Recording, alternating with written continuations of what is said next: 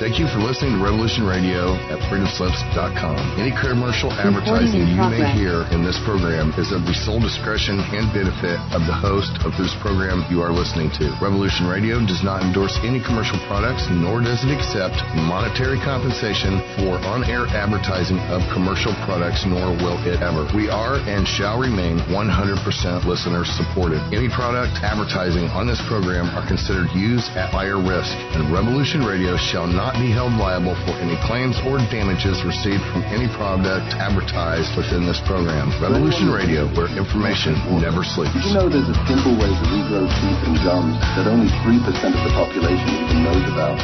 Scientists at the National Institute of Dental Research have invented a powerful liquid mineral that can rebuild teeth and gums almost overnight. How is this possible? This liquid contains microscopic healing ingredients that reach deep inside the gum pockets and in between the teeth, something not possible until now.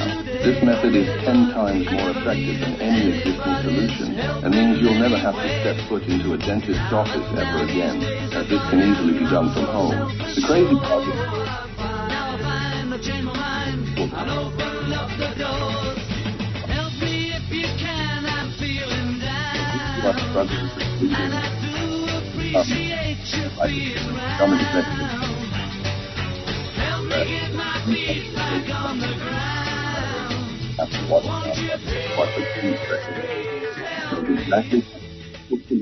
naturally rebuild teeth and gums. Well, there we actually have hearing. We got some weird commercial going on here. I'm not quite sure what to do about that, but I'm thrilled to be on. Hearing the breaks is excellent for the first time on this new Discord. So I'm Jim Fetzer, your host on The Raw Deal, with my special guests, Russ Winter and Joaquin Agopian. This is a fearsome threesome edition on Studio B. There's much to report, including a very interesting article to which I shall shortly turn to Paul Craig Roberts about Trump's plan for the Middle East. Let's begin, however, with Colonel McGregor. Where will Trump's bombing failure lead? Alrighty, folks, a ton to get to on today's show. President Trump's big, beautiful bill has passed the Senate, but now goes back to the House. So what exactly happens next? Plus, a new poll shows a vast majority of Democrats are not proud of being American. What does that have to do with Zoran Mamdani? An awful lot, as it turns out. Plus, what are the economic problems we have to avoid in order to avoid a Zoran Mamdani-like socialistic backlash? First, we're starting our 4th of July celebration early with something big. 6 months of Daily Wire Plus absolutely free. Right now, when you join for a year, we'll cover half the cost. That means ad-free shows from the most trusted voices in conservative media, exclusive documentaries, hit movies, breaking news alerts, and the best investigative journalism out there all in one place. You're not just subscribing, you're joining millions who share your values and your fight. Don't wait. Get 6 months free right now at DailyWirePlus.com. Alrighty, folks, so President Trump has a big victory in his cap. So we had announced earlier this week that the President of the United States was likely to get the Senate to vote for the big, beautiful bill, some version of that. And they did, in fact, pass a preliminary vote earlier this week. But they have now passed an actual big, beautiful bill. One big, giant, beautiful bill. We'll discuss the variegated... Are we supposed to be listening to this? Yeah, I know. It's essentially what happened is that Republicans lost three. I think we got the wrong clip up. Get that guy off of there. Bullshitter. I agree. Fine on Iran. How MI6 infiltrated the International Atomic Energy Agency. Leaked confidential files indicate the International IAEA was infiltrated by a veteran British spy who has claimed credit for sanctions on Iran. The documents led weight to the Islamic Republic's accusation that the nuclear watchdog secretly colluded with its enemies. A notorious British MI6 agent infiltrated on London's behalf, according to leaked documents reviewed by the Grey Zone. The agent, Nicholas Langman, is a veteran intel operative who claims credit for helping engineer the West's economic war on Iran. Well, that's quite an accolade. Langman's identity first surfaced in journalistic accounts of his role in deflecting accusation that British intel played a role in the death of Princess Diana. No doubt they did. He was later accused by Greek authorities of overseeing the abduction and torture of Pakistani migrants in Athens. In both cases, UK authorities issued censorship orders forbidding the press from publishing his name, but Greek media, which was under no such obligation, confirmed that Langman was one of the MI6 assets withdrawn from Britain's embassy in Athens. I don't see a video here, but the Gray Zone is a great source. I welcome your comments. Joaquin, first of all, I find this totally plausible. Your thoughts?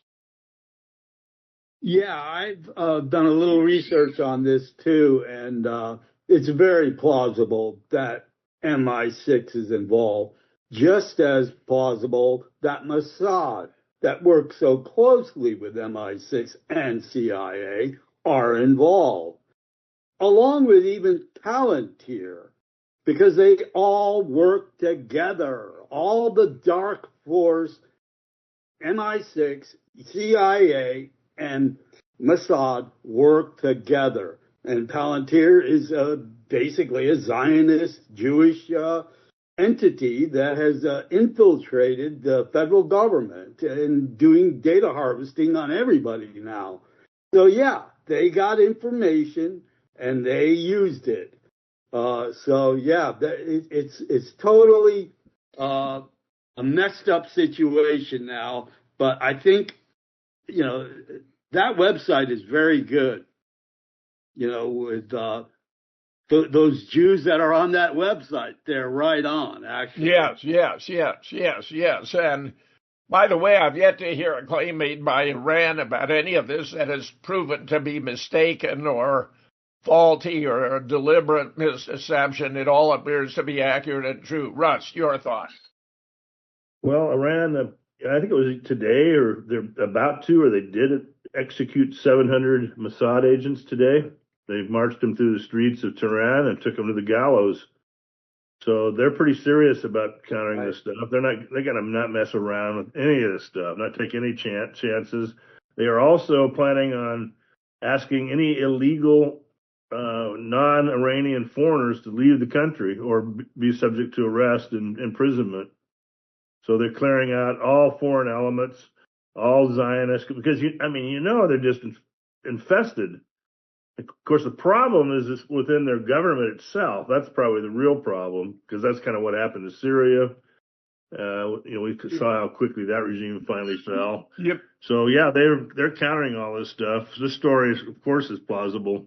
You're suggesting high levels of the Iranian government may have Zionist operatives. Yeah, I'm sure they do, but they're getting. Yeah, Mossad pays these foreign agents to work for them, and they infiltrate Iran and corruptively give all these secrets back to Israel. So yeah, I'm glad they're getting busted now, but it's only going to result in some kind of false flag or another assault on Iran. We know it's not over. Yeah, no, I believe a false flag is going to occur between now and the 4th of July. I think it's highly, highly probable. Yeah, that's the talk. We'll have to speculate about what form it might take, but clearly it's going to be blamed on Iran. I have no doubt. Meanwhile, here's a little clip about Bibi's attitude toward the United States.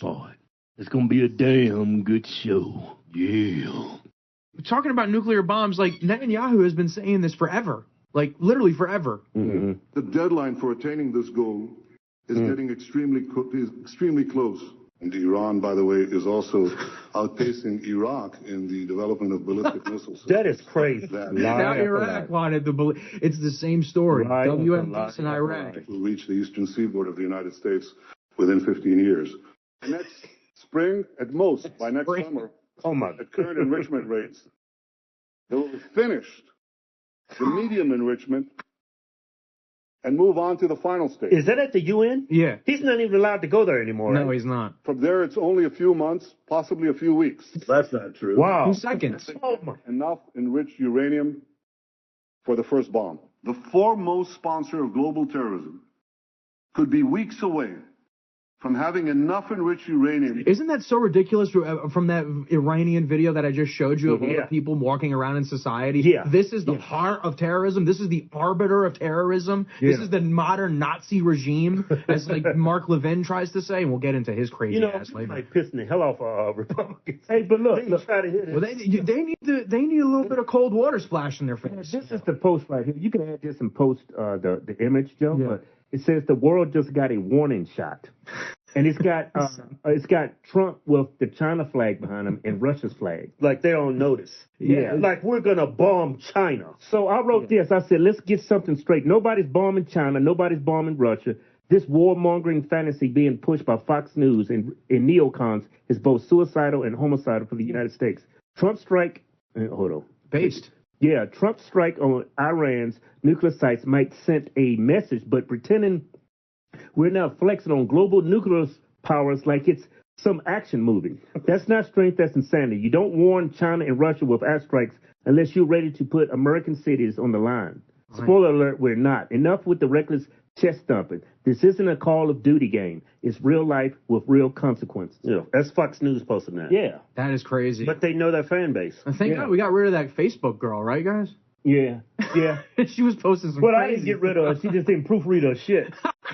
Oh yeah. They said they thought I'd hired somebody for they thought we'd hired a couple Jews for Facebook. That's funny as hell. Nope, not that they be saying this. Yeah. But you saw people of nuclear weapons, that would place a militant Islamic terrorist It just goes on and on, really.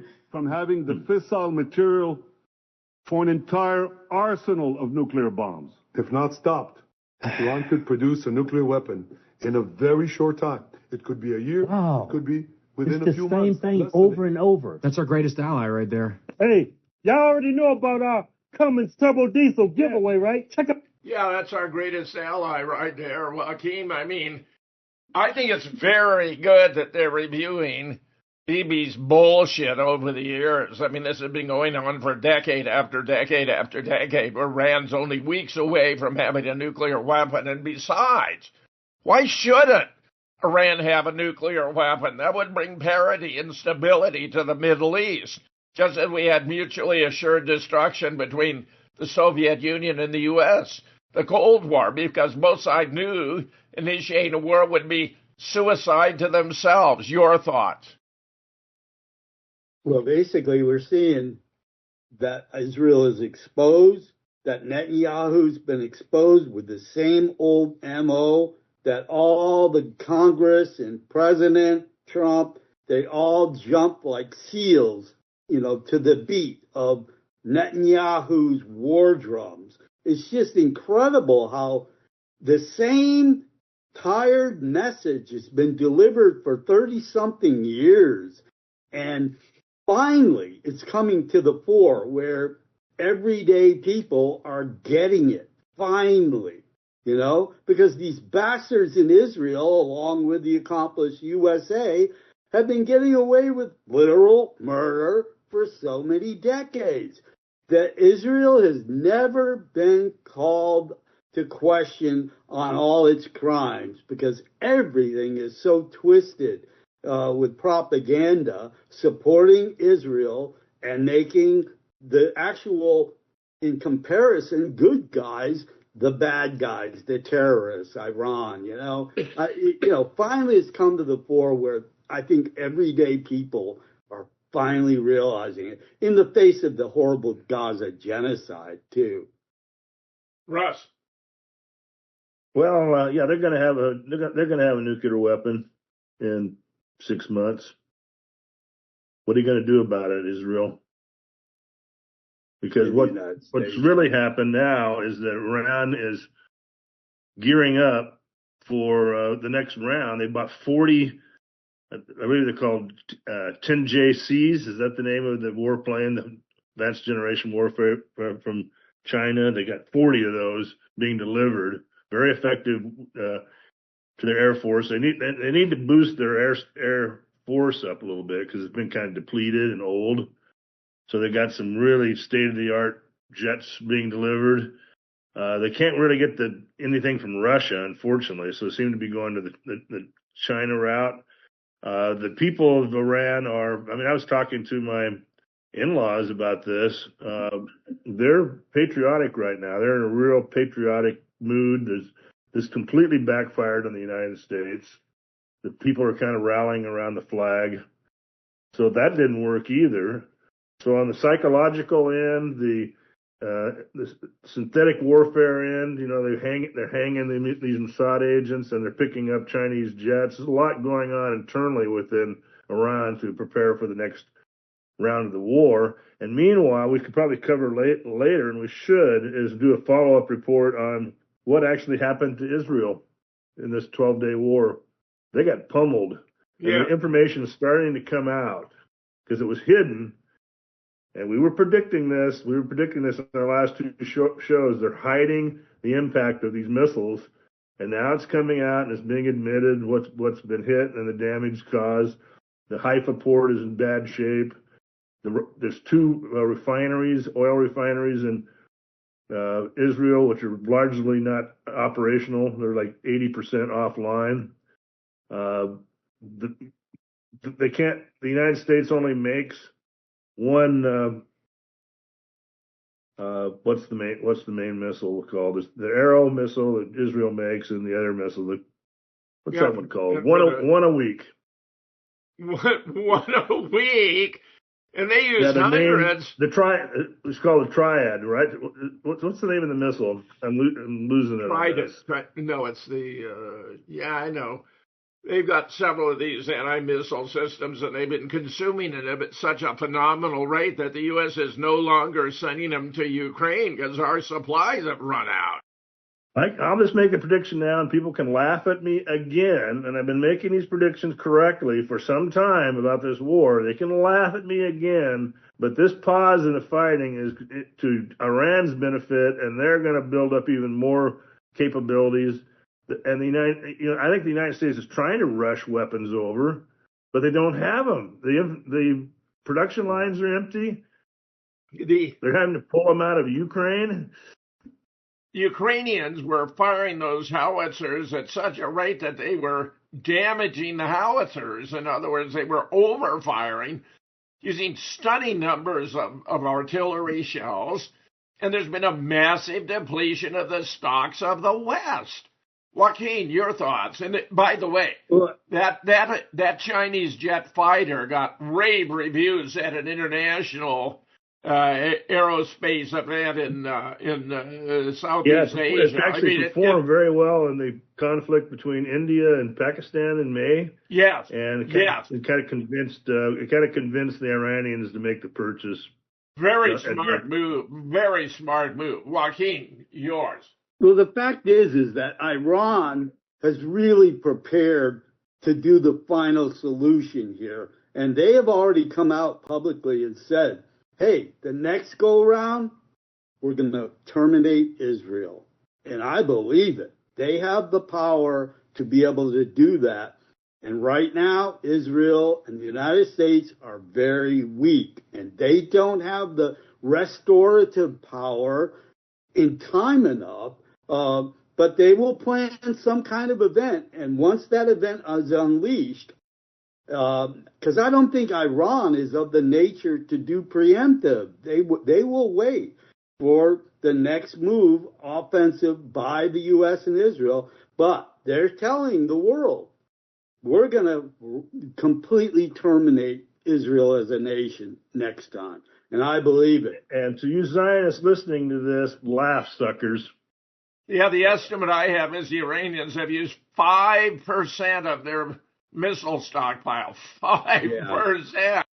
Whereas Israel has used close to 100% of its interceptor supply, and there's, as you're observing, Joaquin and Russ, they're just and we really haven't even gotten into the drones that they have, because I don't think they really employed that many drones, from what I understand. They have a huge drone capability, and that's going to be useful in fighting against bases around the Middle East, other potential targets.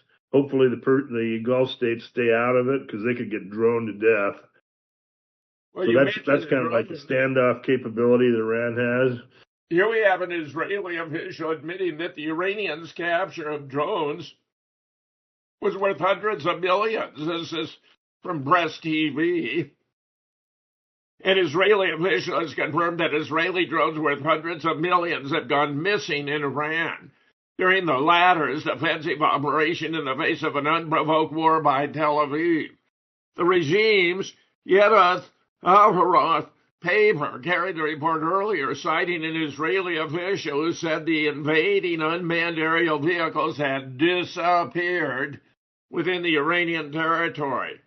The regime launched a war on June 13th, attacking Iranian nuclear and military infrastructure as well as residential areas, with unprecedented military and intel support from the United States, its biggest ally.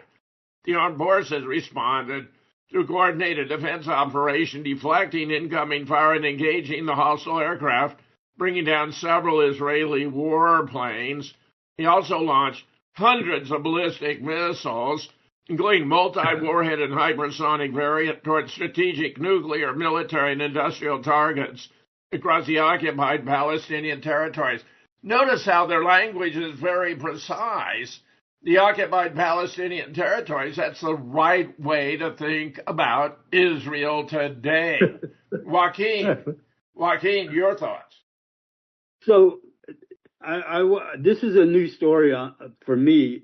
They're saying that a whole large supply of Iranian drones. No, Israeli drones. Okay, that fits. I was like wondering about that. Yeah, these are Israeli drones. Israel's really been damaged severely to do any fighting for a while. So it's hard to say. I know that Iran is just waiting for the next move to really unload on Israel and finish them off. And I think the United States and Israel would be stupid to actually go on the offense and do another preemptive, unprovoked strike against Iran. But, like we keep saying, they'll probably just enter it through one of the naval ships, U.S. naval ships, or maybe a false flag, even in America, blaming, those terrorist cells. They keep hyping that one up. Let me add a little more from this piece from Press TV. The reprisal, which came as part of the retaliatory Operation True Promise 3 against the Zionist entity, targeted the heart of Tel Aviv, which is the regime's economic hub, Haifa, its most important deepwater port, and Beersheba, the entity's modern development and technology epicenter.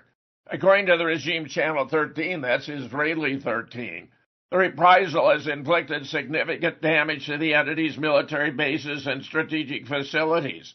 Israeli officials, including top brass, however, have not come up with any official estimates of the actual extent of the destruction amid widespread reports pointing to Tel Aviv feverish efforts at preventing documentation of the damage by the regime's settlers.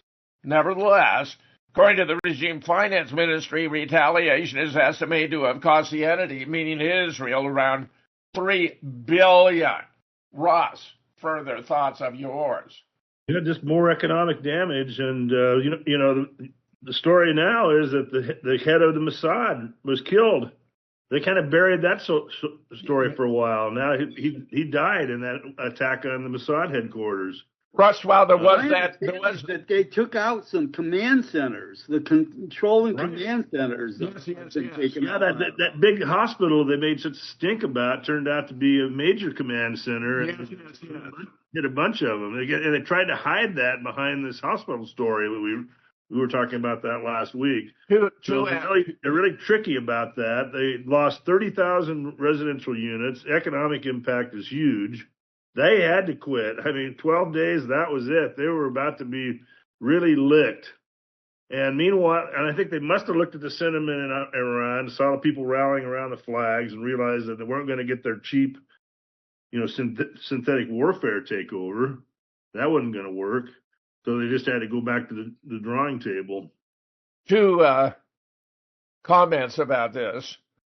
Yes, the initial report was ahead of Mossad. This David Bernay had been killed. However, he appears to have surfaced even at the White House briefing Trump on why he should strike Iran. So I believe that. Really?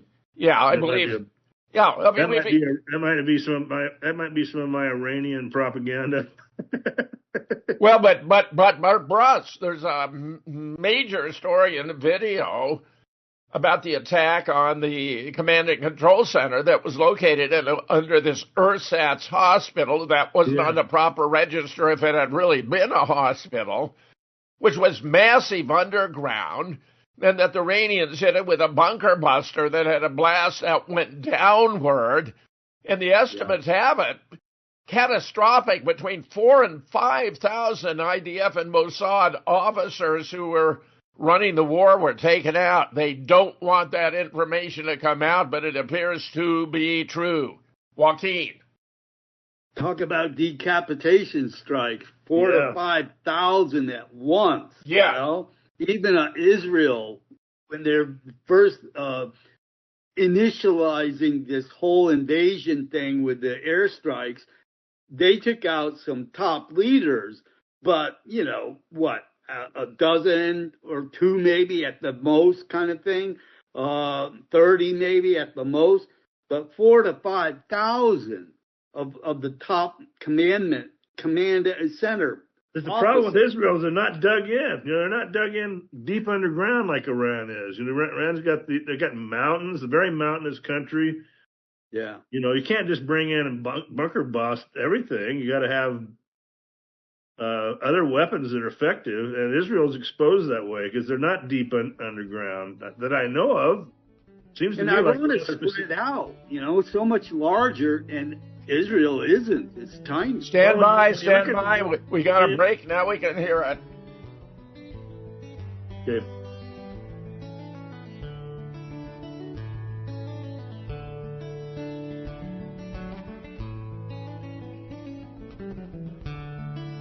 Sorry, I'm licking my chops on these hits on Israel. We're still live.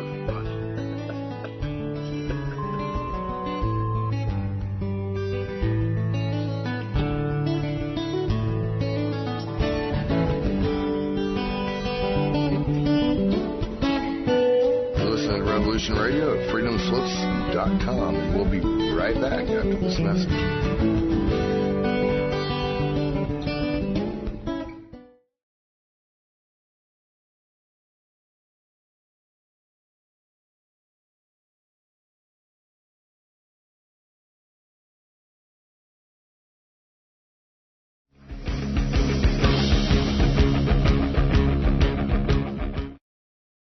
Well, I'm pleased my learning curve has not reached a point where we're at least hearing the breaks as they take place. Here's further confirmation of the hypothesis that Israel has been concealing the damage.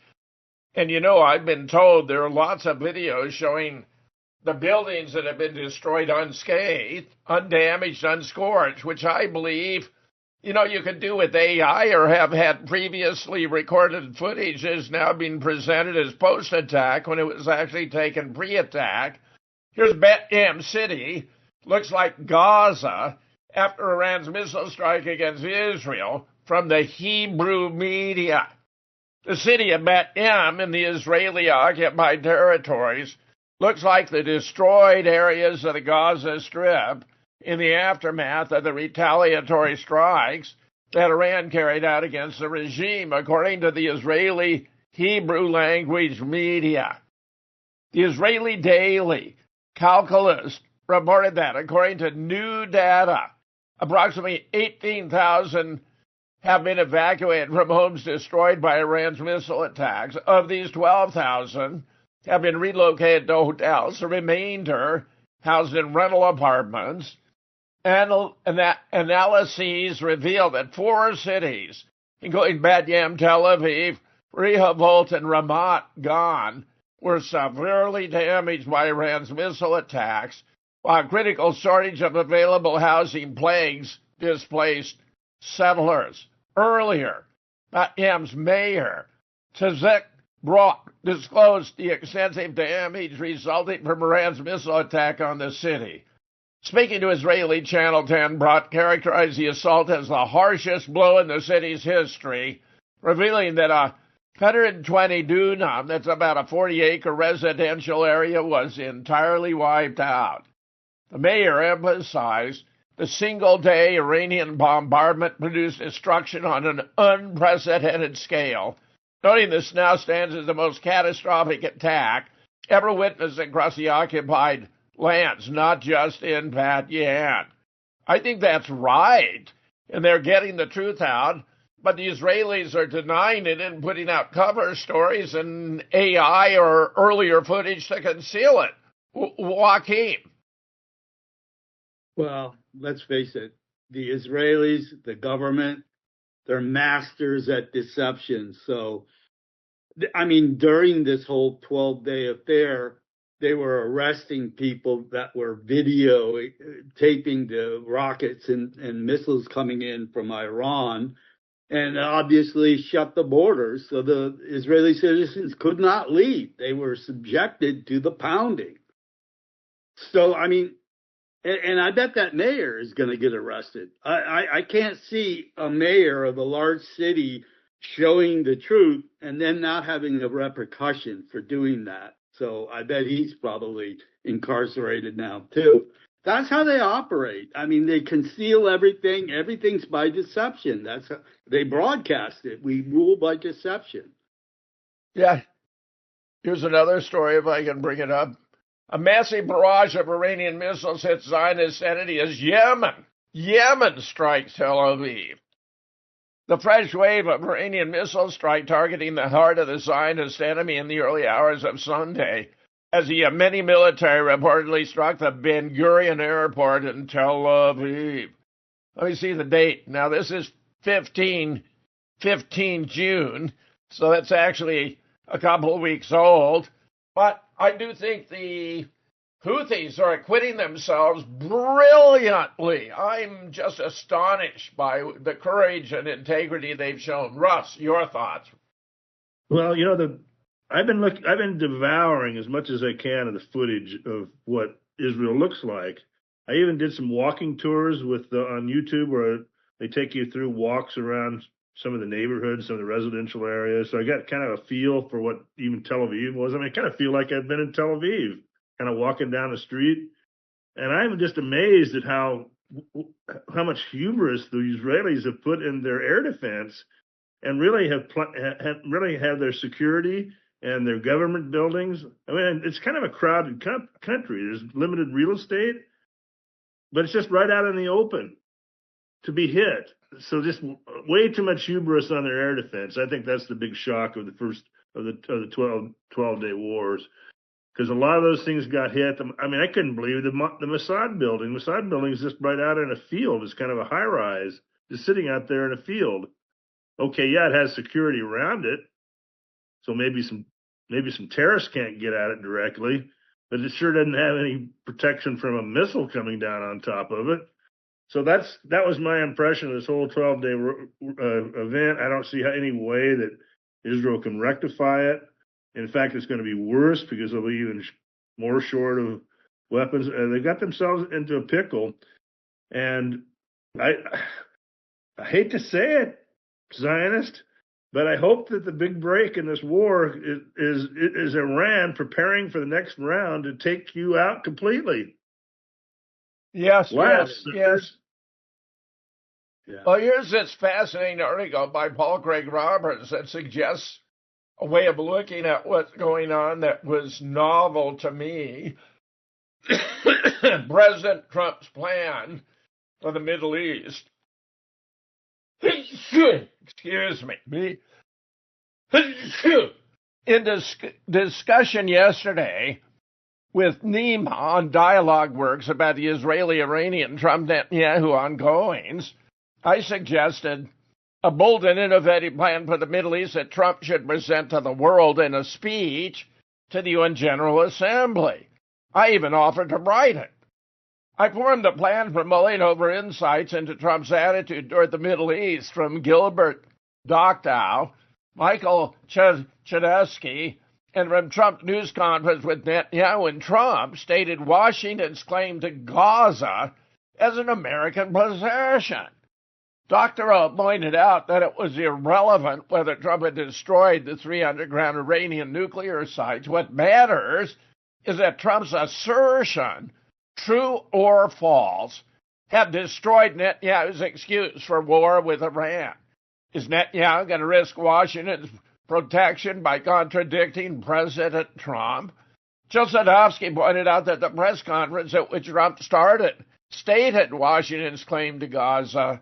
Trump expressed the idea of a Gaza resort as the anchor for an American Middle East colony in place of Greater Israel. In front of Netanyahu, Trump unveiled a vision of a Middle East made rich by American management. It would be a different kind of colonial management from the British-French approach that extracted assets and sent them home to Britain and France. Trump envisioned a partnership in which the colonies would be shareholders sharing in the profits from economic development. This would be good for Israel as well. When a prostitute asked Netanyahu his opinion, Netanyahu did not disavow it. I was surprised that Trump's claim to Gaza and its reconstruction and his idea of a reconstruction of the Middle Eastern countries that previous U.S. regimes had destroyed for Israel did not get a big news play. But Charles Sadowski saw it, and he helped me to see it. Ask yourself, is there any better solution to the Israel-Muslim problem in the Middle East? Israel is smaller in area than New Jersey. Iran is 2.5 times larger than Texas. Israel has fewer than 10 million. Iran has more than 90. Iran can produce modern missiles in greater quantity than Israel can receive supplies from the U.S. in a recent news conference in a demonstration of Israeli insanity. Netanyahu added the territory of Pakistan to Greater Israel. Pakistan has nuclear weapons and a population of 250 million. Israel has zero chance of winning a war with Iran, and the same for Pakistan. Israel knows this, but is confident that the power the Israeli lobby can exert over dumb shit Americans' lives and money guarantees that America will fight more wars for Israel. The Israelis subsidized Christian Zionists, a contradiction of terms, are all for it. Amazing, isn't it? Israel has even corrupted Christian evangelicals, paying their preachers to send Americans to war to die for Israel.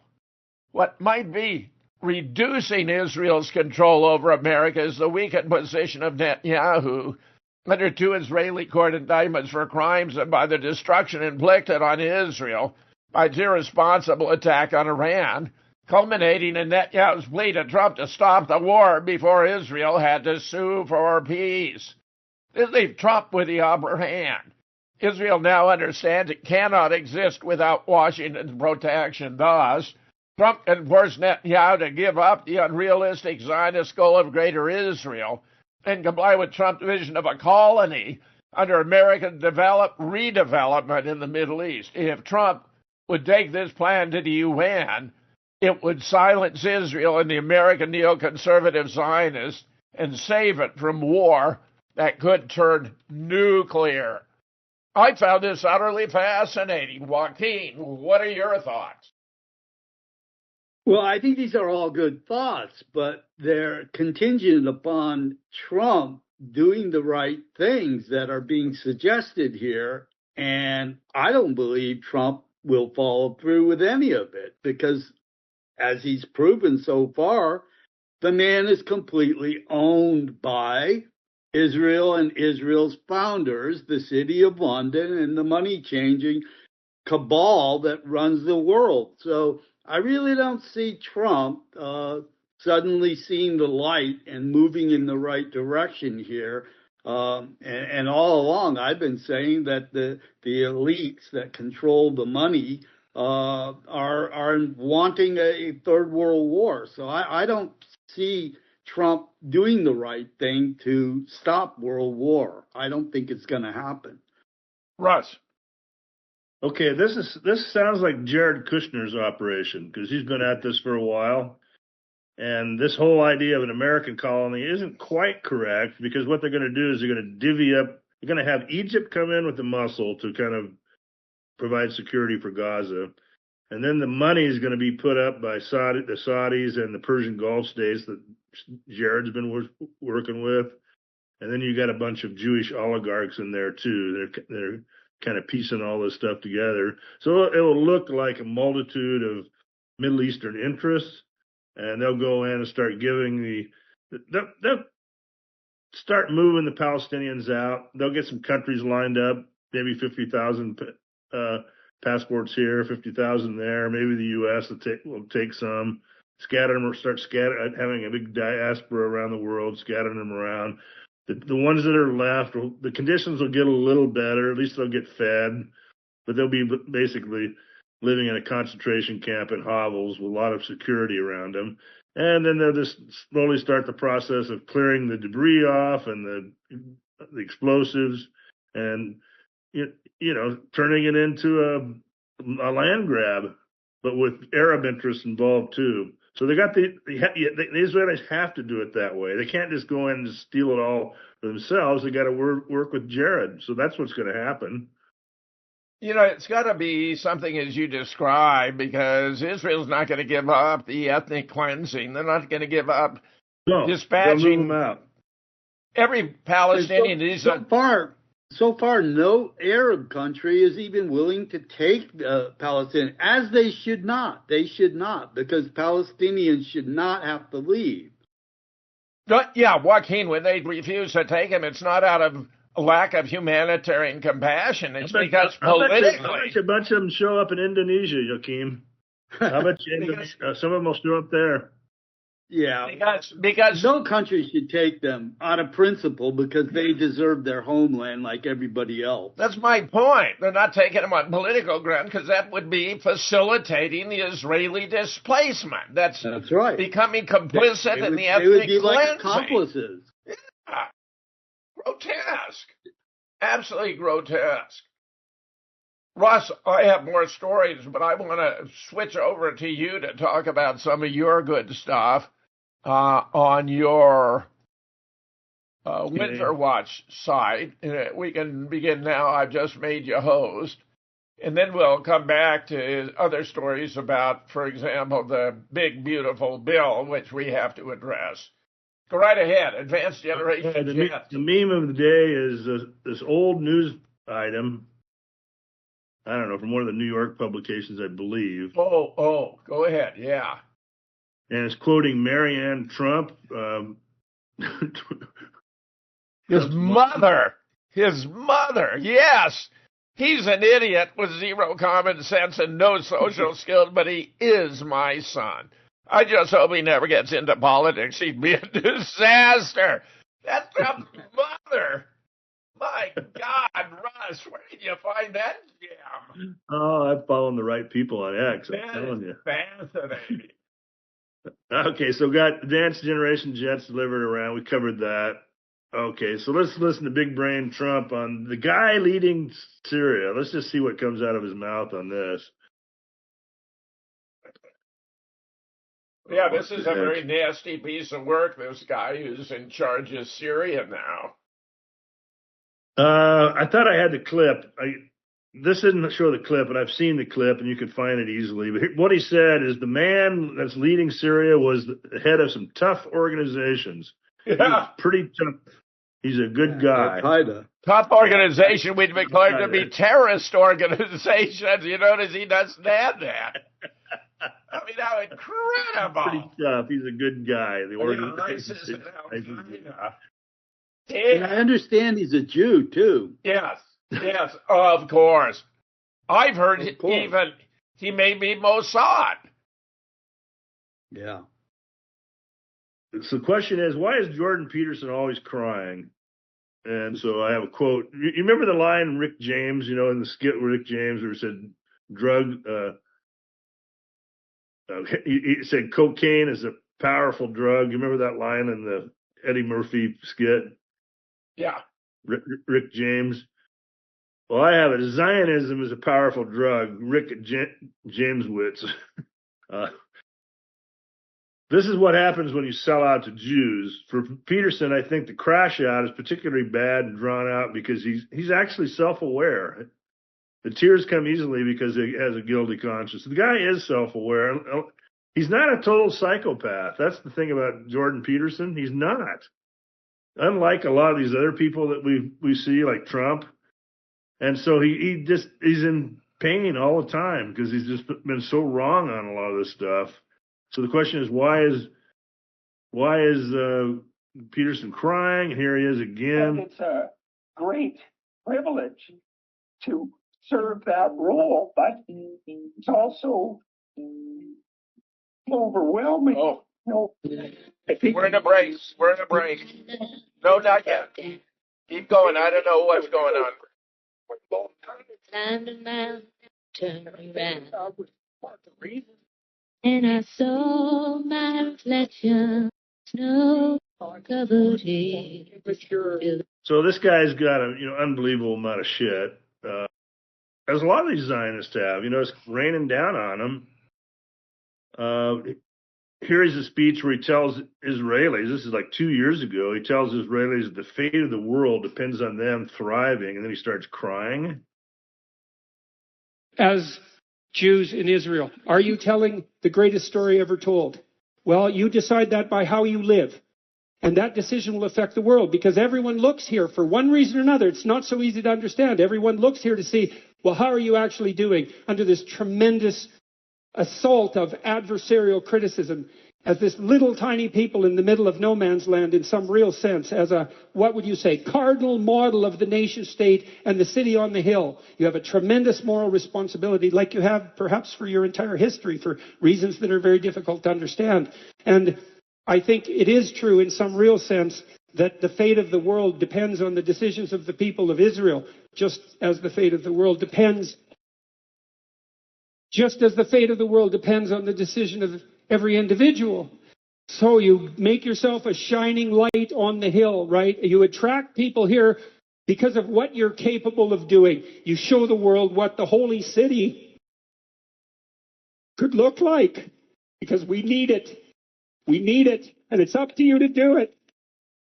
So I think Jordan is realizing that his bullshit narrative and his worldview is kind of crushing around him, just day after day by genocide and just nastiness.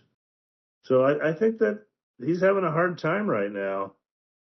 I used to follow him, and I'd listen to him lecture, and, he always sounded very reasonable and made sense to me, and moral, too.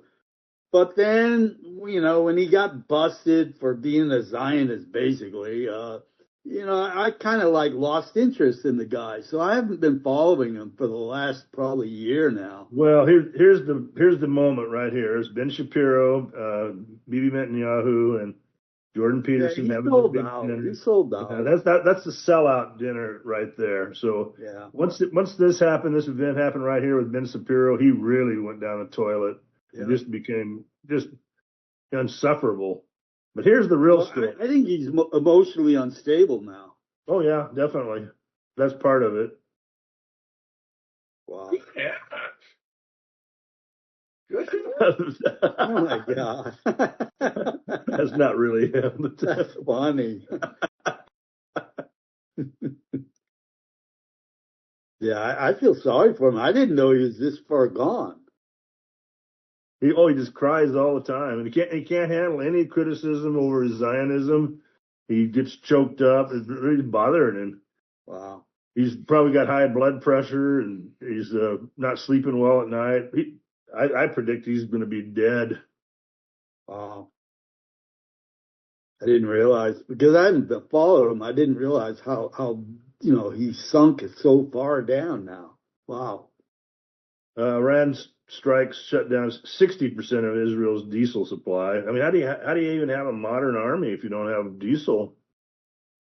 Yeah, that's real required. Netanyahu's miscalculation, the assassinations in particular, the assassinations of their leadership created a Persian patriotism tsunami. There's the They unified Persia. They definitely did. Here's the HES site was hacked. So you got the Iranians also have hacking ability. Yeah. And that kind of works sharp.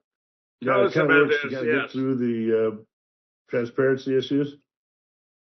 Jim, you're muted. I'm muted. There you go. Yeah, we haven't heard from you for a while. No, I've been just absorbing while Russ went through some of these stories. Fascinating. So what do we got here? We got a report about how many losses Israel has actually sustained. 6 generals, 32 Mossad. According to the Iranians, they said they killed 6 generals, 32 Mossad, 78 Shin Bet, 27 Navy, 198 Air Force, 462 soldiers, 423 civilians confirmed dead. Iron Dome damage, 11 million. And that's separate from the massive hit, assuming it to be authentic, that they got 4,000 to 5,000 who were running the whole damn operation. Right. Yeah, that's just based on the hack. I don't know when the hack occurred exactly. I'm sure that the death toll is way up there. Israeli Defense Minister Israel Katz says Israel won't respect ceasefire with Iran. Now, Israel Katz may end up being the prime minister because I don't know if you've noticed, but there's a bunch of protests in Israel right now, and a lot of it is anti-Netanyahu again. They kind of want him gone. He's going to be kind of scapegoated a little bit. The only problem is Israel Katz is just as bad or worse. Exactly. They're also having problems with their settlers. They're in the West Bank because they're getting real vicious. Yeah. They attacked a Christian town, and it's kind of forced the IDF and the security to go on there and start pushing back against these settlers, and that's created some conflict. And I heard they started beating up the IDF. Yes. U.S. used up 15 to 20% of its global THAAD anti-missile arsenal. That's the THAAD. That was the name you wanted. Yeah, THAAD. Yeah, the THAAD. So let's say 20% of it's gone. Man, they need... In just 11 days. That's the key part. Yeah, and the U.S. makes 1 a week of this missile. It's... You're gonna give all of it to Israel? What are you gonna do? You're the chess player, Trump. What play are you gonna make? He's got nothing to back it up. I hope he keeps some around to protect the United States itself, the homeland. I mean, I used to play these war games with my buddy in college, and I would make really aggressive moves and move out on the board and these Avalon Hill games, and he would come around and flank me and strike me in my home base which would be kind of too unprotected. So that's my military training. It's a killing field. IDF soldiers ordered to shoot deliberately at unarmed Gazans waiting for humanitarian aid. Just terrible. Yeah, Haaretz came out with that. Yeah, Haaretz and Times of Israel ran it too. So here we go. Let's just watch this. And we got the break. Hang on, Russ. We'll play it right after the break. Just pause it. Okay.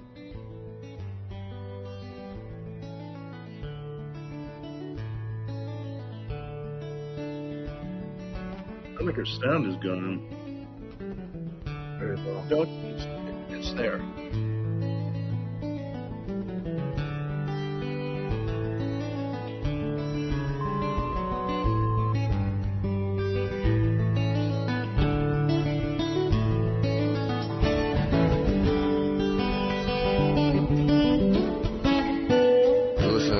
Radio at freedomslips.com, and we'll be right back after this message.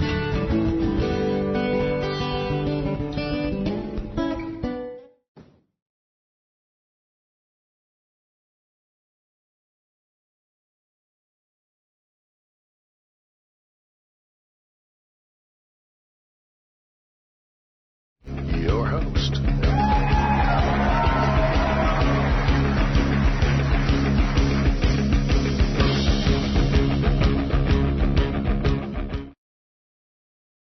Russ, you got a great report here. Unbelievable survey. 73% of Jewish Israelis don't believe Iranian civilians should be considered when striking Iran. They don't even regard them as human, or they regard them as subhuman. How bad is that?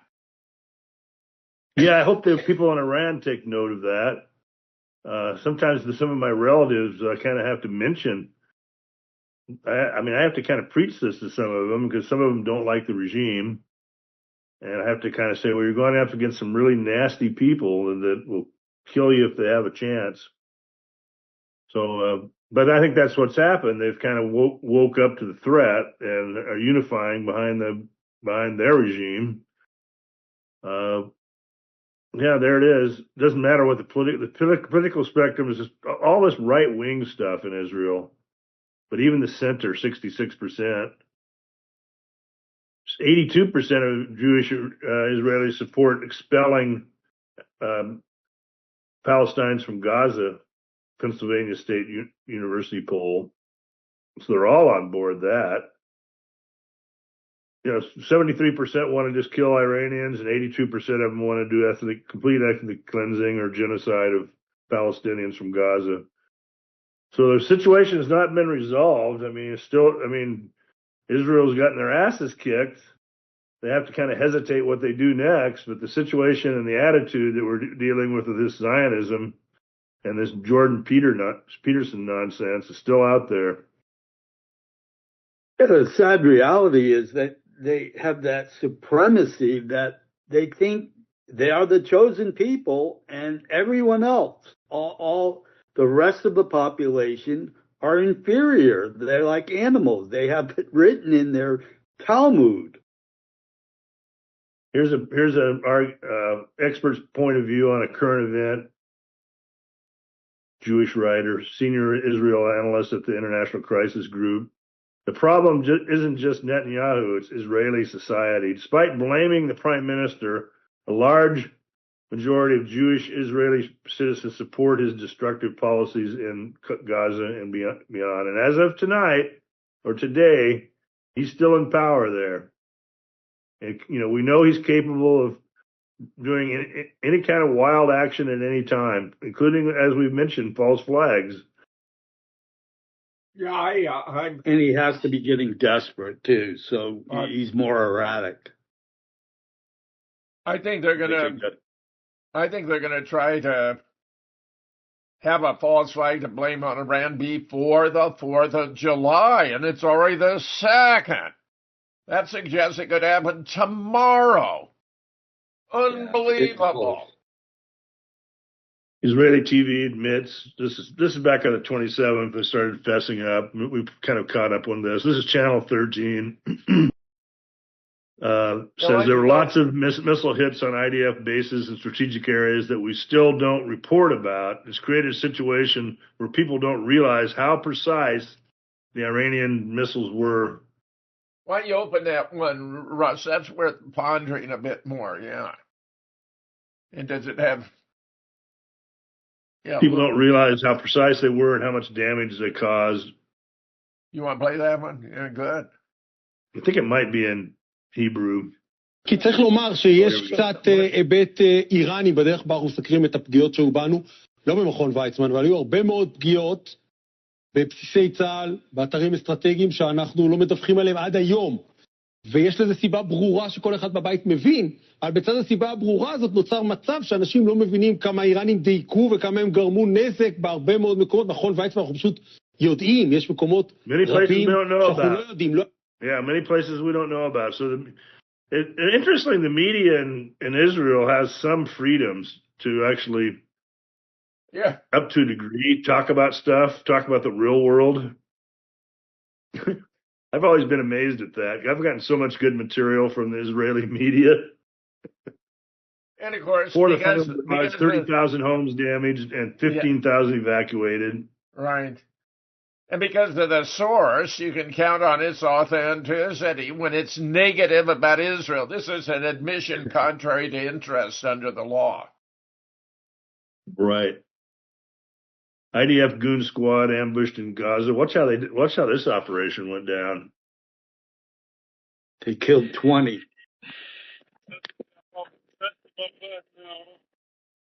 They killed 7 in this one. It was 20 that day. In total, a couple attacks. What's this? That's the most in the war, I think.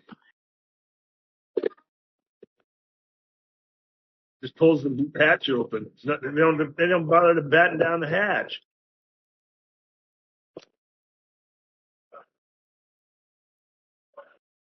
Did we no go back? We didn't see the effect. Let's see if they even show it. I think he just kind of ran off and went off the camera, and you can hear the exploding. There goes the mine. He turns around, runs off. You can see the flame over there. Wow. Beat it. Yeah, you don't actually see the explosion. Okay. So this hot shot was one of the guys in here. He's a widely circulated video shows Israeli soldier Ronan Moshe firing indiscriminately at Palestinian homes during a nighttime raid, just one day before he was killed in a resistance ambush in Khan Yunis. So this particular unit is going around. They're obviously not very disciplined. They're a goon squad who goes around mostly just blowing up any remaining structures.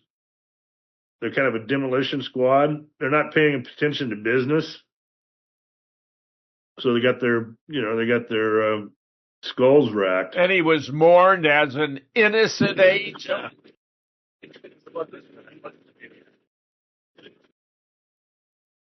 It's like the scene in Apocalypse Now. Yeah, very much. Or was that Full Metal Jacket? 7 criminals from the 605th CE Battalion were liquidated by the resistance. Some were tracked and documented rigging Palestinian homes with explosives for mass demolitions. This shows these guys in operation. There they are, yucking it up. Better days. They always look like they're having fun. Yeah, that's the guy. The guy at the left is with his tongue out. It's one of this guy they referred to above, tracking genocide site. So I don't know. No love lost there. I'm sorry, Zionists. Go get your kick somewhere else because you're not going to get it from me.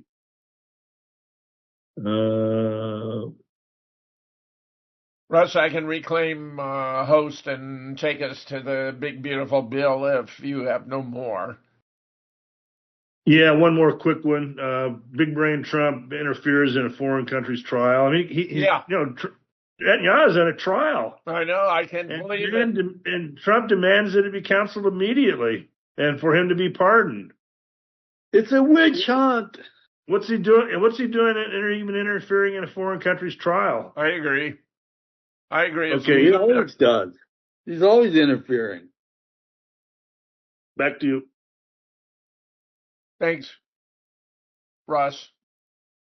Yeah, we don't want to miss the big, beautiful bill, which has passed the Senate now. Here's an initial report about it. It was a tie vote cast by J.D. Vance, the Vice President. Language is our first tool, our first technology. After 27 hours and 48 amendment votes, the most in history, Senate Republicans crossed the finish line. The bill as amended is passed. President Trump's signature tax cuts and spending bill passing by just one vote, a tiebreaker cast by Vice President J.D. Vance after 3 Republican senators voted no. Republican leaders spent the night tweaking the so-called Big Beautiful Bill to win just enough support to get it passed without Democratic votes. And since we took office in January, Republicans have been laser focused on achieving the bill before us today. And now we're here Longtime holdout Senator Lisa Murkowski of Alaska ultimately voted yes, ensuring the bill's passage. I tried to take care of Alaska's interests, but I know that in many parts of the country, there are Americans that are not going to be advantaged by this bill. I don't like that. The bill extends President Trump's 2017 tax cuts and cuts Medicaid and food stamp programs to increase military spending and border enforcement. The nonpartisan Congressional Budget Office estimates it will increase the national debt by more than $3 trillion and could strip health insurance from 12 million people. This is not what the country needs. This is not what the American people want. After leaving his government post a month ago, billionaire Elon Musk is back, threatening primary challenges for Republican lawmakers who voted for the president's bill, arguing it spends too much. Today, President Trump fired back. We might have to put Doge on Elon. You know what Doge is? Doge is the monster that might have to go back and eat Elon. Wouldn't that be terrible? Musk replying he won't escalate his conflict with the president for now. President Trump said he wants to sign the spending bill on the 4th of July, and House leadership has indicated they're going to vote on the Senate version tomorrow to try to meet that deadline. But passage is not guaranteed. Some Republican House members are concerned about how much this bill is projected to increase the national debt. Monica Alba, NBC News, Washington. Yeah, indeed, how much it's going to increase the national debt. Here's another story, highly relevant. Let me kind of talk. Let me say something about this one. Ahead, Russ. Okay. What he's also doing is he's putting a lot of pressure on Powell, the Fed chair, to start cutting interest rates. Powell's kind of holding the line on it. There's a lot of pressure is going to be coming to bear now because these bonds that have to be issued over the next 6 months to fund all this stuff are not going to get the buyers. So it's kind of going to force monetization of the debt, the Fed to get real active. And then near the end of the year, I think it's in January of next year, he'll replace Powell and he's going to bring in a wild man, I'm sure. And that's when you're going to get a crack-up boom. And I'm going to be doing a show with Robert Phoenix on Friday. People want to tune in, and that's going to be the topic, what a crack-up boom is. But that's when people just realize this stuff never ends. The spending never ends. The inflation never ends. The money printing never ends. The value of the dollar is going down never ends. And everybody just panics, and it creates this kind of really weird boom, really. People just start buying assets, hoarding goods, clearing out stores, putting things in their basement, kind of like a Weimar event. And these Jewish plutocrats and banksters love this. And if you study the Weimar, there's a group of them that made a lot of money because they knew how to finagle a system under a crack-up boom. And that would be right what Trump would really go for. Joaquin. Yeah, I see everything falling apart. I believe that the House of Cards economy is going to crash this year, which also means that the U.S. dollar may lose its reserve currency. I just see doom and gloom economically and in every aspect for America, be it on the war front or the economic front. Doom and gloom. And the globalists in charge of all this are purposely bringing them together to crash at the same time. War and the economy. Yes, war and the economy. Catastrophe.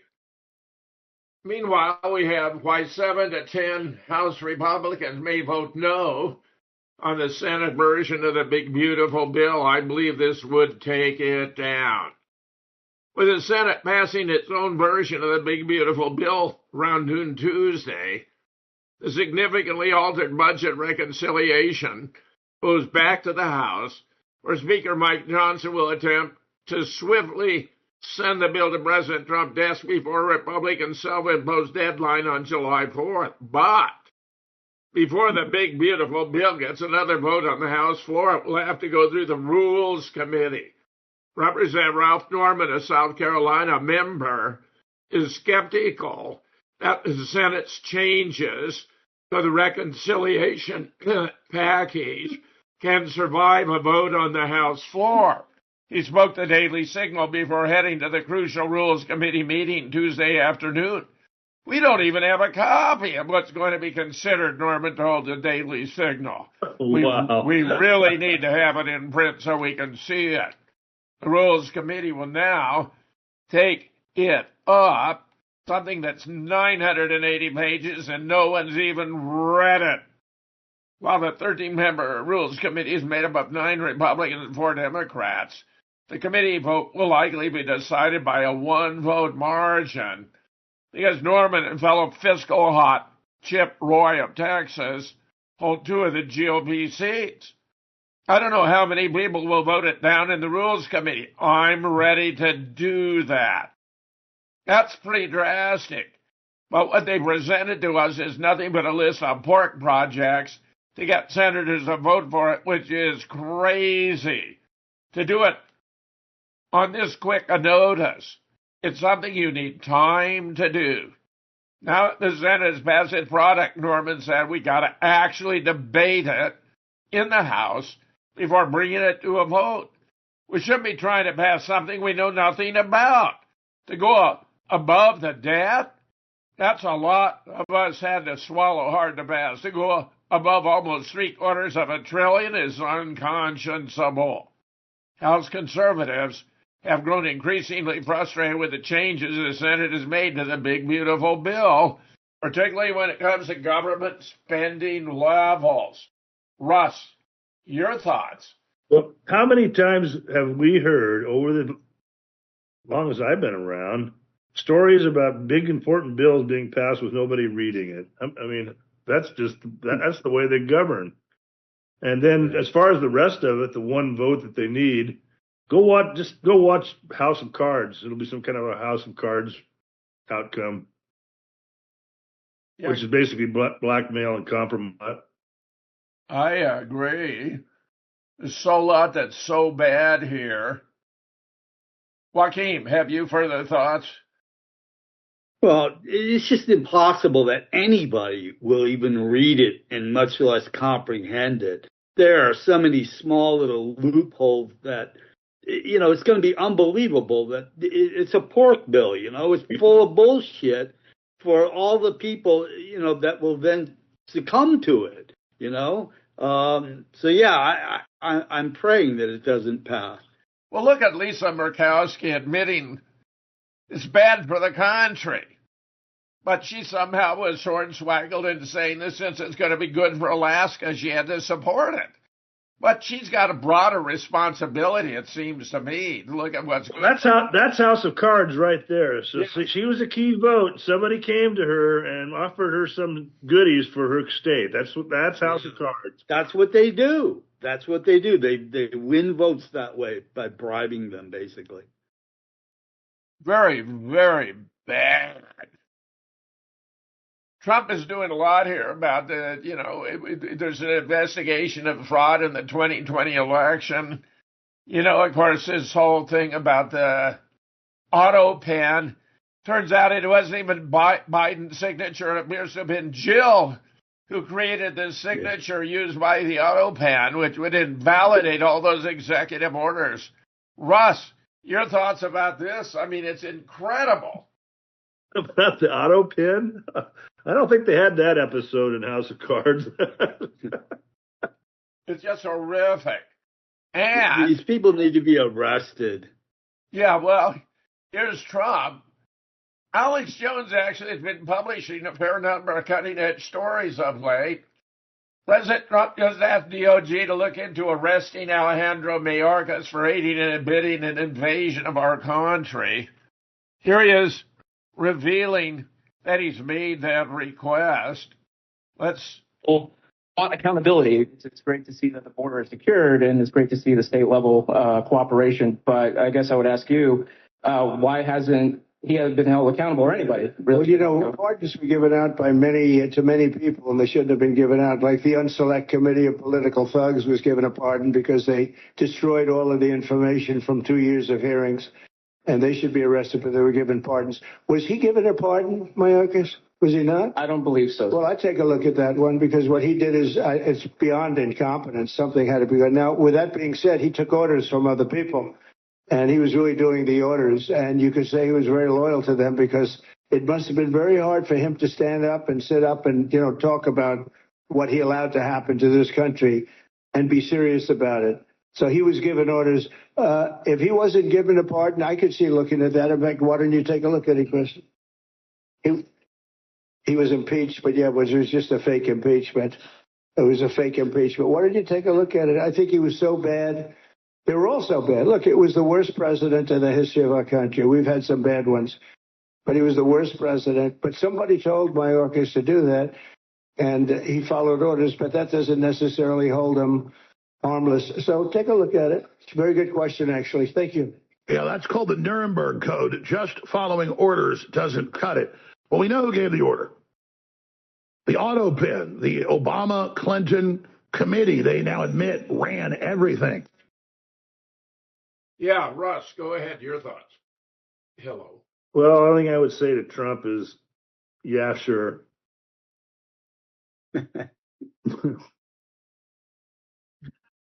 Yeah, well, they got so much incriminating evidence, but I don't have a lot of faith in even the Trump administration. Where are the indictments from the FBI? I see these statements made by the director, and he's talking about these sporting events. Come on, do your job and make some arrests for a change. Yes, I couldn't agree more. Here we have more on the Elon Musk controversy with Trump. Elon Musk backing Thomas Massie against Trump AIPAC challenger. Trump has declared he's so pissed off with Thomas Massie, he's going to support a challenger. And it's going to be an AIPAC stooge. Billionaire ex-owner Musk is officially backing Thomas Massie to help him defeat whatever swamp creature Trump and AIPAC recruit to try and oust him from Congress. Isn't that ironic, as Trump was the guy who was going to drain the swamp? I woke up this morning to find out Elon Musk is supporting my re-election, Thomas Massie wrote. How about that? Elon's purchase at Twitter and cultivation of the X platform for free speech has already helped my cause immensely. It's allowed me to bypass conventional media to refute the lies of both political parties and provide transparency about how Congress works and what's actually inside the bills we vote on. Exposing the worst parts of the big, beautiful bill and reasserting congressional war powers has recently earned me the ire of the swamp in a fight for my re-election. But my re-election isn't really about either of those issues specifically. It's a referendum on whether members of Congress can think and act independently based on what's best for the country, or whether all members of Congress must be reduced to rubber stamps for their respective political parties and swampy special interests. I'm extremely thankful to have Elon Musk's financial assistance to continue my mission as an independent voice in Congress for my constituents. I'm a huge fan of this guy. He's simply sensational. Your thoughts, Russ? This is cool. This is one of these rare half-glass full situations for me. So I'm kind of excited about that. Not only that, Elon is kind of talking about funding a new political party.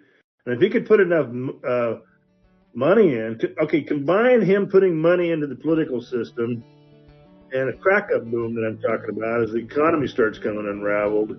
And the next year or so could be very, very interesting. We'll return to these issues right after this break.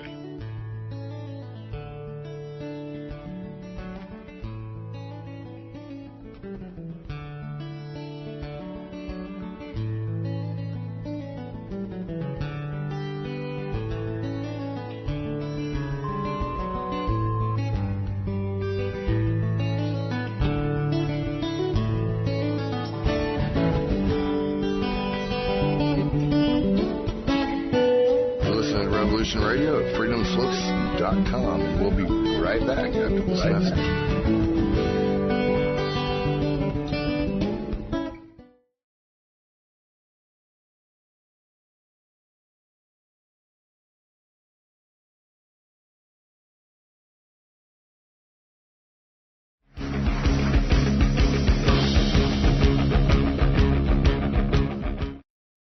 Russ, you wanted to add further thoughts?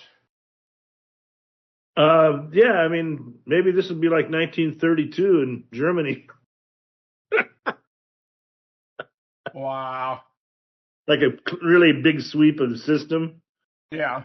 I don't know how exactly. I do like the idea of creating a party that actually has some principle that is rooted to the Constitution, because Trump clearly played us all for suckers and saps.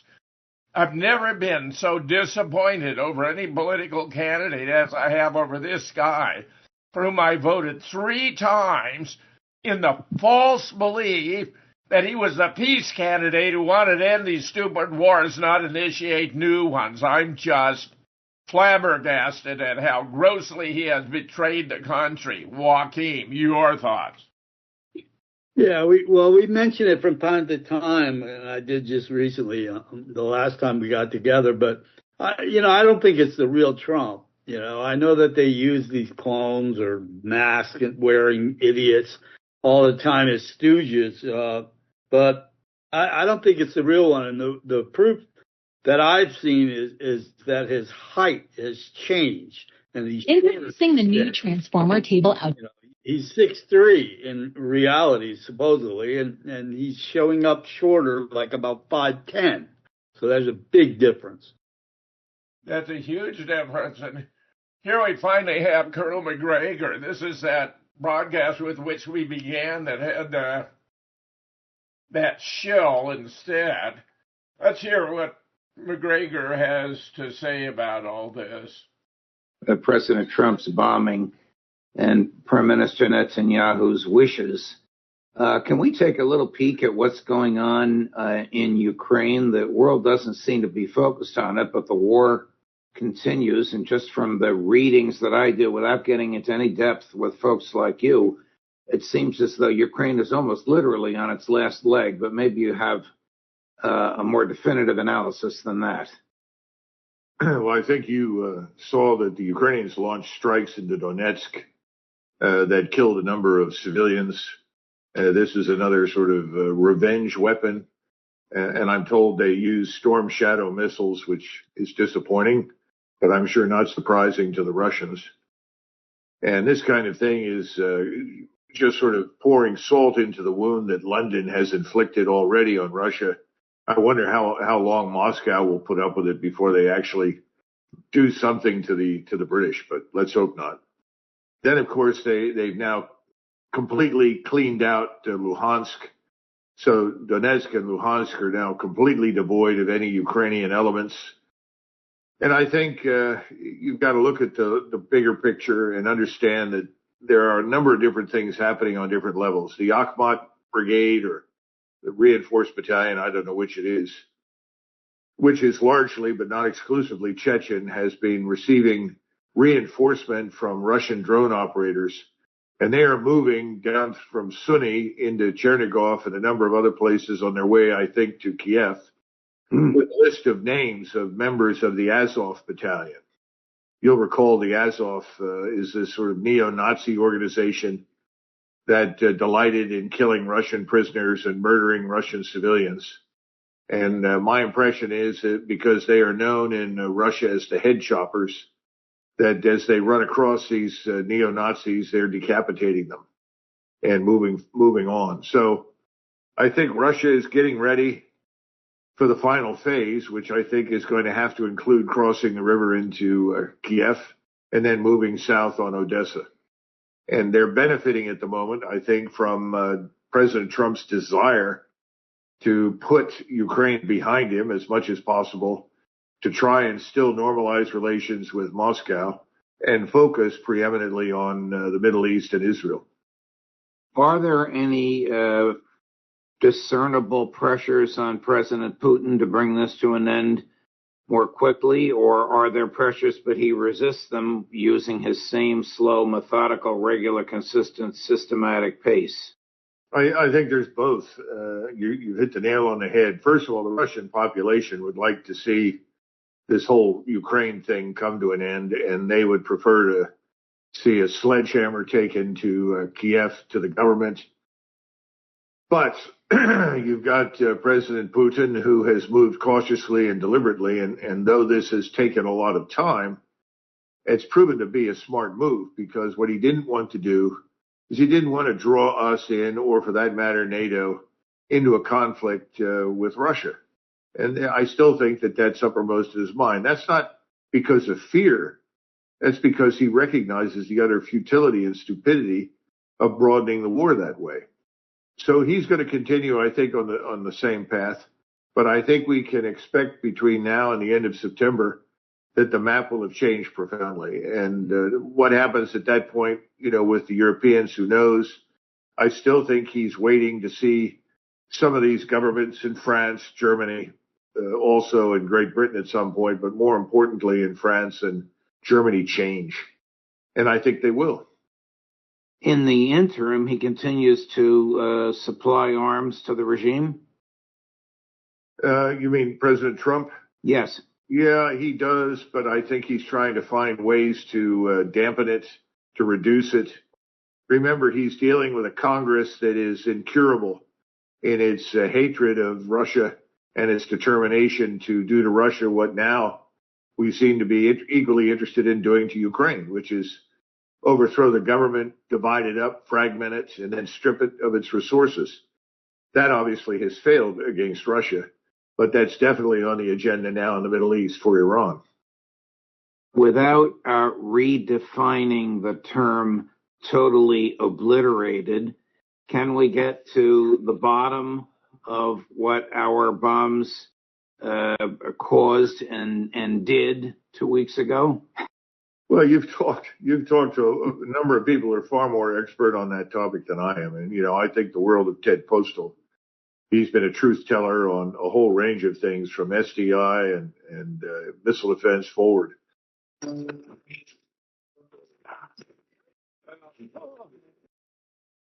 We have a pretty good idea about the Iranian situation, but there's the colonel's assessment about Ukraine. Joachim, your thoughts? The United States doesn't have any more missiles for Ukraine.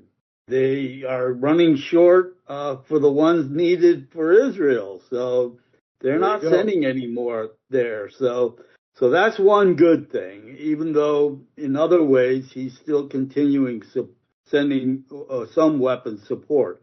And, as everything is looking, there's not much defense left. They're so thinly ranked now. They're dragging the kids and the old men and women. I mean, they're getting really desperate in Ukraine just for fodder on the battlefield. So I don't, with the summer now here, they're going to be launching their major offensives north, crossing the river, and headed straight for where, the capital. And I don't see it going much beyond September. I really don't. And yes, Putin is getting some friction at home with people who are impatient, the population, as well as some of the Kremlin. So I think he's going to speed it up and try and get it done by the end of the summer. Russ. Totally agree with that. They're going to blitz them soon. They'll push across the Dnieper River. They'll push towards Odessa. Probably the whole Ukrainian line will crumble. And they don't have any air defense because it's going to have to be sent to Israel for their next round against Iran. So it's getting pretty desperate for the, whatever you want to call them, the neocons. And Putin just recently said he's going to cover the whole Ukraine and probably take all of Ukraine. Yes. And that's really unfortunate, because I don't want that outcome, but it's probably what could happen. Russ. I mean, unless somebody in Ukraine pulls the plug on Zelensky, they do something internal to try to save what's left of the Ukraine and then cut a deal with the Russians. But I think that'll have to come after a blitz. Yeah, I don't know how Putin can avoid taking all of Ukraine because the resistance is just going to continue guerrilla warfare and all that. I mean, he might as well have control of the local authorities, police, and all that to help to stem it. It's not going to be possible to squelch it. It is going to continue, I have no doubt. But I think if Russia is forced to take all of Ukraine, and I believe he is compelled, though that was not his desire, that it has greater benefits and more security for Russia than the alternatives. That's my take. Joaquin, how do you assess it? Yeah, I agree. And one kind of positive change, there's nothing surprising here, but Macron actually is talking to Putin the first time in many years now, and he's changed his tune. Remember, this is the guy that maybe a year ago or so, he was saying, yeah, troops on the ground in Ukraine. He's ready to send French troops there. Well, a lot of difference now a year makes, and he's now talking to Putin, and he's not pushing weapons there either. And Britain, the Storm Shadows, they're still in it, but they're even kind of slowly backing away too. The only ones that are talking are the EU and NATO. They're still talking, like they welcome Ukraine membership. But it's not going to happen. It's not going to happen. There's no way. Russ, you want to add? Well, if he overruns all of Ukraine, there's going to be a big partisan war. These Ukrainians are not going to sit still for that. It won't be the kind of, it'll be a different kind of kinetic warfare. It'll be more asymmetric, partisan, sabotage, assassinations. And the Russians, I don't think, want to get involved with Ukrainians in their heartland. So what do you see as the best solution from your point of view, Russ? You got to do the blitz that Joaquin's talking about, and you have to find some way to get rid of Zelensky. The Ukrainians are going to have to get rid of him somehow. There's going to have to be a coup d'état, and then the coup d'état comes in and makes quick peace with the Russians, said, okay, here's the terms, here's your territories, blah, blah, blah, and divide the country up, probably along the Dnieper River. So that'd be a natural boundary. So who controls Kiev? Well, that'd be Ukrainian. You just need a puppet government in there that's right. neutral to Russia. And I don't think Putin wants to go all the way either, because he knows that there's going to be pushback. He doesn't want to involve himself with that. Good. Yeah, I took a trip to Lvov in western Ukraine, which is kind of across the border from Slovakia and Poland and that region. Very European city. It was kind of part of the Habsburg Empire, Austro-Hungarian Empire. And those people, they're Ukrainians. Those people are hardcore Ukrainians. It's a cool place. It's a very important part of Europe. But it also needs to be kind of integrated back into Europe in some ways. You can't go Russian. You can't allow that to happen. Well, here we have more from Colonel McGregor about America's new long war. Today we're joined again by Colonel Douglas McGregor, the former advisor to the Secretary of Defense and also a writer on geopolitics and military strategy. So, yeah, welcome back. It's good to see you again. It's good to see you, Glenn. So, after decades of this forever wars that continue to result in defeat after defeat, we see that some people argue that Trump instead achieved a great victory in only a 12-day war. You are not one of those people, I take it, as you argue that, well, this was not a success and also the war is not over. So you expect this to be a long war, if I'm not mistaken. What are your expectations? Well, I wrote something where I tried to introduce the idea of the new long war because I don't see any immediate resolution, certainly none in sight. This is a different set of circumstances, though, from what Americans have experienced in the past. This is a wholly Israeli fabricated war. Hi, I'm Andy Levian, General Counsel at the DNC. We just sued President Trump and Doge, and I hope you will support. In other words, Israel and its supporters in the United States have fabricated this war with the goal of achieving Israeli supremacy in the region. But more important, I think you're talking about financial hegemony shared by the various billionaire oligarchs that dominate the city of London and New York City and now control Washington. And people are very concerned because this is not the Trump they knew 5-6 years ago, and it's not the Trump they thought they voted for. But they have to go back and rethink some of their assumptions.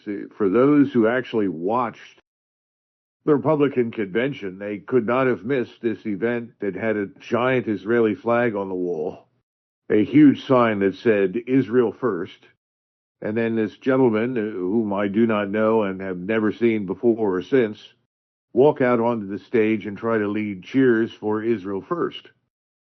I don't think people really understood what they were seeing, but it was a very clear demonstration of where we were headed as a country if Donald Trump were elected.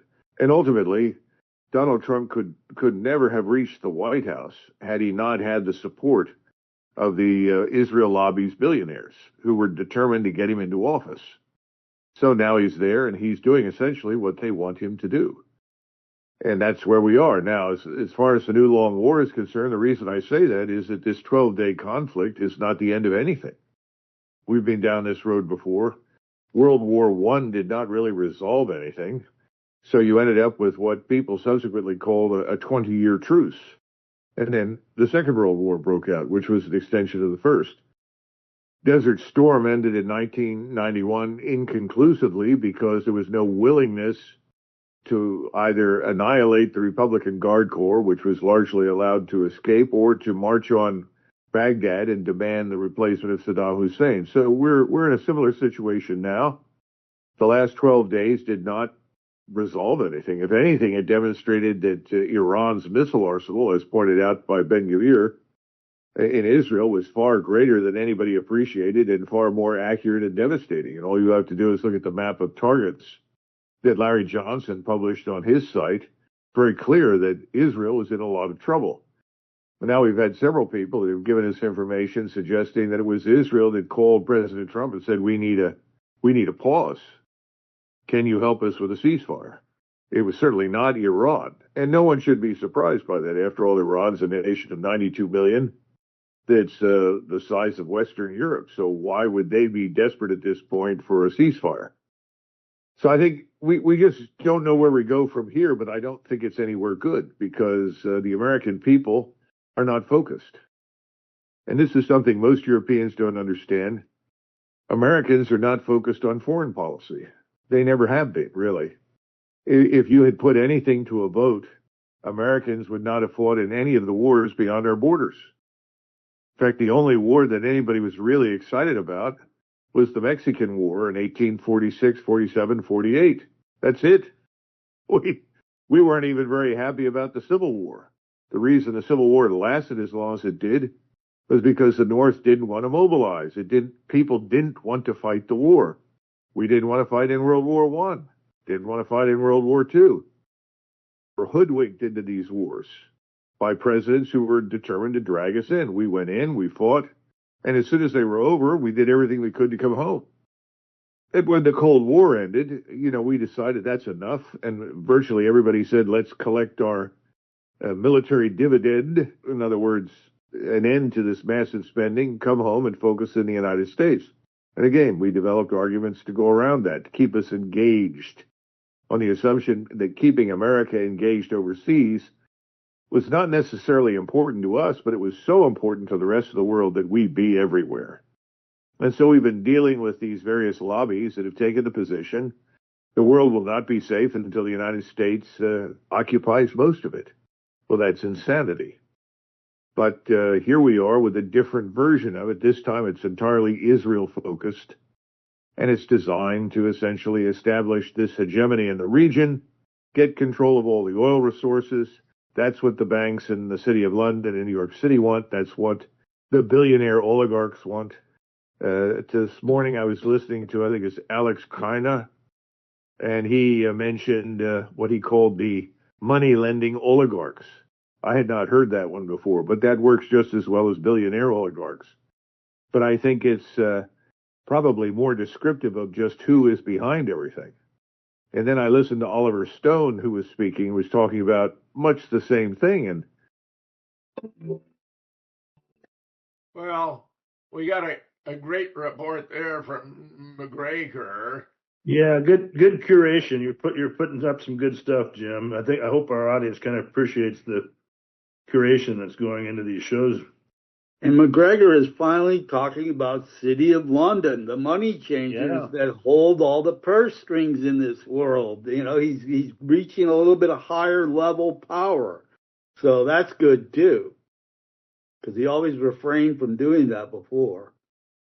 Yeah, the Overton window is clearly widening on many fronts, and which kind of flips us back to a political movement that might come out of Elon Musk's money.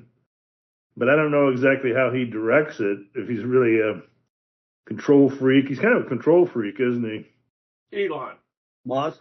Yeah. Yeah, but he seems like he has some principles. Some. But I see him as controlled opposition. Okay. Elaborate just a tad there, Joaquin. I mean, Musk is clearly going to have a bigger and bigger role, especially if he creates a third party, which I would support, frankly. Go right ahead. And that would be a good move, too, because there are a lot of people that are very disenchanted with Trump that would definitely be joining a third party. And you know, we haven't seen a third party really be effective in America as yet. It never has. So that would be a great thing, because it would open up the diversity of maybe having a better choice between the stupid two-party system. So, you know, but as far as controlled opposition, they play the good cop, bad cop all the time, you know, whether it's West versus East. You know, the East actually represents kind of the better powers between the two, and the Western puppets are all pure evil. So, but they do this all the time, you know, the divide and rule, the good cop, the bad cop, every time with this. So, you know, that's why I don't really, I think that Musk is controlled opposition. He's allowed to go with certain things about truth, and everybody agrees. You know, the Doge idea, that was a good thing, but totally ineffective. You know, the judges ruled it out. It's not going to apply. And even Trump kind of like gave in to not even pushing it anymore, you know? So, yeah, I'm not really optimistic about that, but, you know, as far as, McGregor, you know, he wrote a really good article just recently. I saw it on his X account, about the new long war that he was talking about. Yeah. And he's even talking about how there are Azeris, Azerbaijan, that are Azeris living in Iran.